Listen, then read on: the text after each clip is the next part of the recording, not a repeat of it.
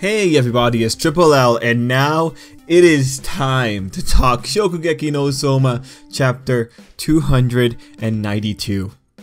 Okay, I also read your guys' comments from the last video, and I'm gonna set some stuff straight again just to make sure. I see that some of you are very happy about the supernatural stuff coming into the manga. Honestly, I think it's interesting. I would love to have more supernatural stuff. I'm still waiting for stands. I want to see something like stands. Like if someone makes a super good fried chicken, I want to see a giant chicken god right behind him. Honestly, that's where I'm going with things. If they want to bring in the shock collars too, I'm totally game. But all things considered, when I'm looking through this chapter, yeah, I got a lot of conflicted feelings because there's some things that are popping up in this chapter which are very concerning. As far as I'm concerned, up to now, it does seem like we're on a sinking ship that is very quickly trying to plug holes. And we'll talk about why I think that's the case. But one thing that I also want to address is I saw someone saying in the comments for the last video that Soma deserves to be cancelled. Not that the person was saying it, but that the person had seen other people saying that Soma deserves to be cancelled. And my only 2 cents on this are, look, Soma has a lot of fans. It is a really good series. We've seen the strengths of Soma, and we've had our joys with it.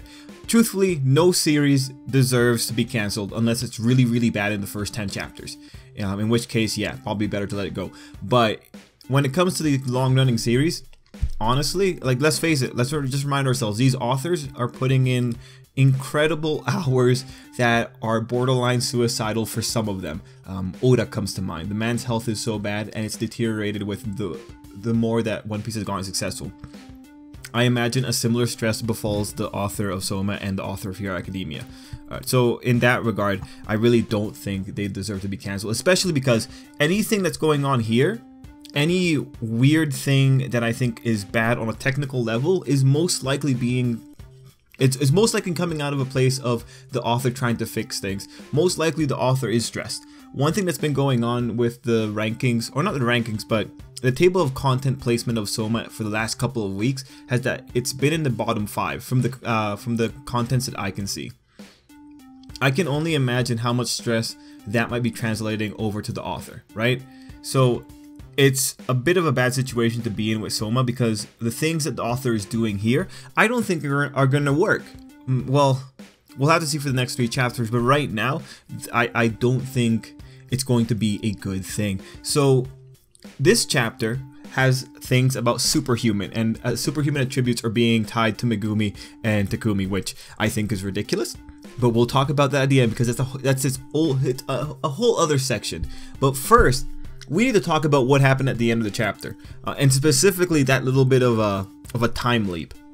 Because when you have time leaps like that, look, Soma does not have a track record to give us faith with that. I am still waiting to know what exactly Senzaemon was going to do with the Jewel Generation. That's a plot point that I'm still waiting to see. Maybe we'll get it later, but right now we still haven't gotten it. What about the plot point with Rindo and her doubts? Yeah, that's evaporated, so we still don't have any idea. So really, whenever Soma skips over content like it did with this chapter, skipping over Soma's judging by Esdeath was just, I'm not happy about that. Skipping over that kind of content gets, you know, it's kind of concerning because those are the worthwhile moments, the moments that Soma shows like, hey, he's pretty awesome. Mind you, he does recover, and the author does put it in, or like implies that Esdeath is really concerned about Soma, given how she's asking what is Soma, and it's like, come on guys, he is a chef that tries hard and works with what he knows, like everyone else in the world. It's ridiculous, like, that this light and dark nonsense. Also, I'm really happy Joichiro said it like that. This light and dark nonsense has clouded everyone's minds, and everyone's forgotten that cooking is something you can get better at even if you don't have talent. Like, look man, this whole plot point about, I guess, talent versus no talent was already addressed when we had Akira versus Soma versus Rio. Remember that whole thing was Soma finding a way to beat their senses, which was just finding another way to make really bad fish as good as great fish. It's funny that we're going into that same kind of rehash only now more dramatic. And rehash is the name of the game, because by the end of the chapter, you get to see something really interesting. Look at this picture, man. Oh man, a stage. Oh man, look, an audience. Oh man, but wait, this is from chapter 62 of the manga. And then you look over here and you look at the actual picture from this chapter, and what's changed? Oh, well, let's see. Nothing much really. Just a close-up of people's faces. But this is like the big deal here. Man, actually, before we even like go into the point here, it's even in the same angle. The stadium is in the same angle as it was in chapter 62, even though it's a different stadium. The point here being is that when I see this great, all-powerful, the blue competition, this competition that was so amazing, at the end of the day, they are pretty much reverting to Totsuki practices. And what that ultimately means for the narrative, however, is that the author might be going back to a format that worked for Soma. Specifically the Autumn Festival. The Autumn Elections, those were some really popular chapters of Soma, and when I see this layout at the end, that's what we're going back for. This blue competition, let's face it, it's a shoddy copy of a regular day at Totsuki, or a regular year of Totsuki. That's what it is. This craziness that everyone's talking about, not really. The people making it crazy are Esdeath and her group, because hey, they're criminals, and hey, they apparently love taking hostages and probably also drugging people. They're the crazy ones. This competition, nah, this is pretty standard. This is not that incredible. This is not that exciting. Or sorry, it is exciting, but again, you know, you get the idea. It's the characters that are making it exciting, not this contest. This is just stupid. The more we get into this thing, the more the logic of how things were decided, the more the logic of how this thing was so much more incredible than everything else just kind of falls apart. And this is an issue. Well, this is a place where the narrative is taking precedence over the logic of the world again.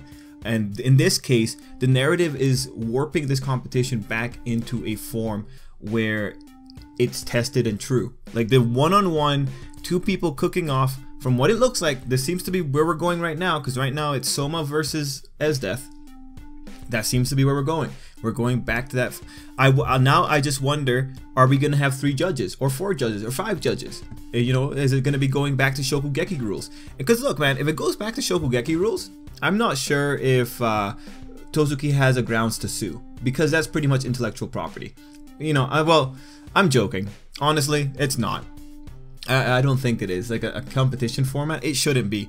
But at the very least, I hope Joichiro makes a joke about it, because he seems to be the guy who's like just bringing in some witty remarks here. I think he's the self-aware character of what's going on here, and there were a lot of self-aware statements in this chapter. But regardless, we have this picture. And also, one more thing before we go into like the actual talks of the chapter, one more thing on rehash. Check out this picture.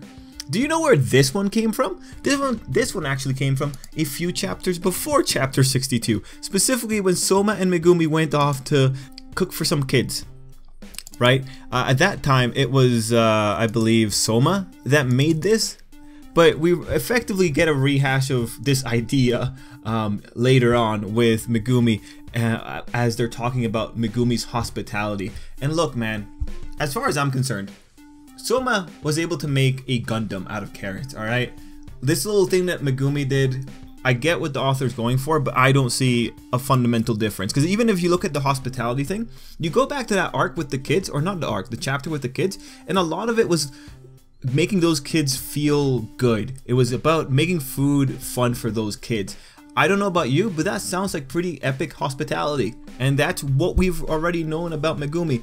What Megumi made here, yeah, it's pretty impressive she did it with meat, but this is nothing new for the character, even though we're being told that this is something new for the character.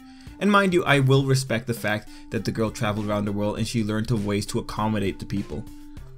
But I think this is where we're hitting that kind of skill ceiling, where the incredible things that these people could be doing are ultimately going to be things that we have to be told about, because when we see what they've actually done, it's like, well, they've been capable of this before. Yeah, maybe the flavor is on a whole different level, but that's a quality that we are not going to be able to see.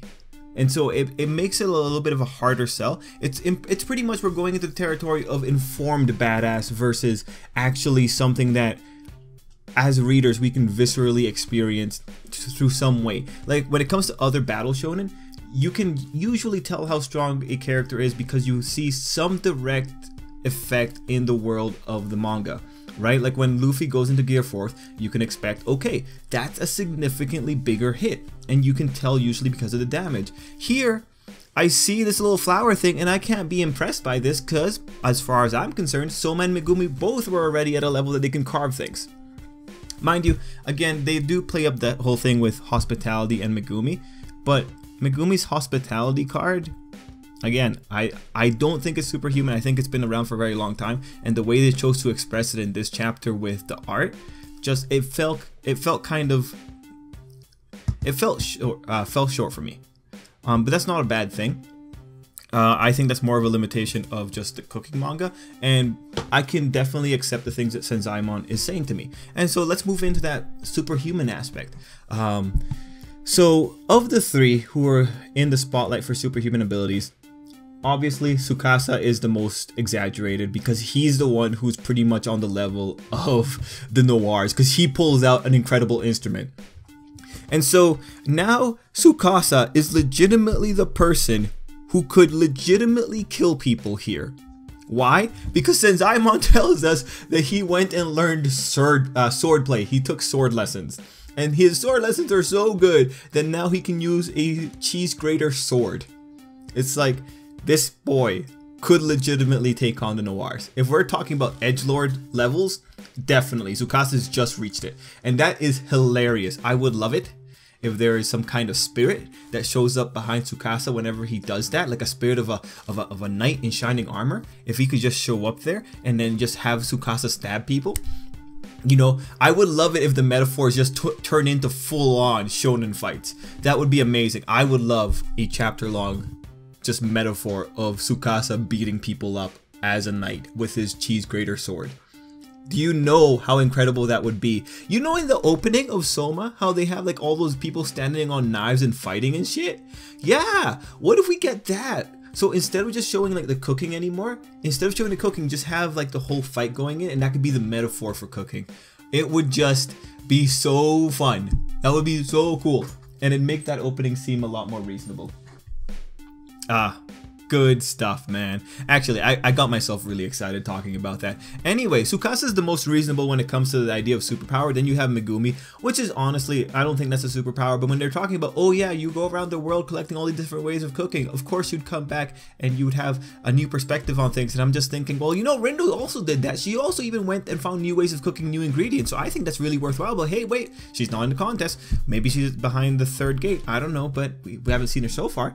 Anyway, you know, I'm still a bit bothered about that. Moving over to the other person, Takumi, he just has the Mesaluna, which the biggest thing you can take away from that is that it probably means he beat Soma at some point. And that's not that big of a deal because honestly, I don't think Soma is that high of a threshold to overcome. Specifically because of Soma's lack of superhuman ability. So, since Soma is a trial and error character, it's totally within reason for Soma to lose to Takumi once along his career. I don't think that's a problem. I think that's actually just true to the character. I think it's more likely that Takumi could pull one over on Soma depending on the subject matter. And I think it's weird to assume otherwise, that that's impossible. And when it comes to Soma, ultimately, it really does come down not to how if a character loses to someone else, but more of how often has a character lost to someone else. And I could imagine that Soma and Takumi have a record where it's favorable to Soma. Don't think that's a problem. Anyway, the big things in this chapter, when you look at it, it's like the rehashing, the potential return to form, because the author realized he has to go back to some kind of format that maybe helps his manga out a little bit more. Or maybe it's something else, and maybe he's not affected by the stress. It's hard to tell. We'll have to wait. And we've also got the superhuman ability demonstration, with Tsukasa being the most impressive one. And of course, we also have the confirmation that Soma's just a snot-nosed kid from a kitchen, which I think is fine. Honestly, it's fine. It's just Soma's the kind of character that does better when he fails. That's just the nature of his character. So I'm happy that the author is staying true to that. You know, like when you look at it, yeah, there are parts technically that I think are call for concern, but when you look at it, the author is staying relatively true to the characters. Tsukasa, I think, got exaggerated a little bit too much, but if we're moving into like hardcore shonen fights, I'm gonna be fine with it. But Mezzaluna for Takumi and Hospitality for Megumi, those have been the name of the game for those two characters. The Mezzaluna has been a goal for Takumi, and Hospitality has been something that Megumi's had since the first time she had a Shokugeki. So for them, so overall, yeah, I do appreciate that the author is holding on to the core of the characters, but it's getting to a point where I want to see the author succeed. And when I see like the little bit of rushing that they have in this chapter and the return to some of previous format, it does get me kind of concerned. All things considered though, the blue as a competition is just a giant joke.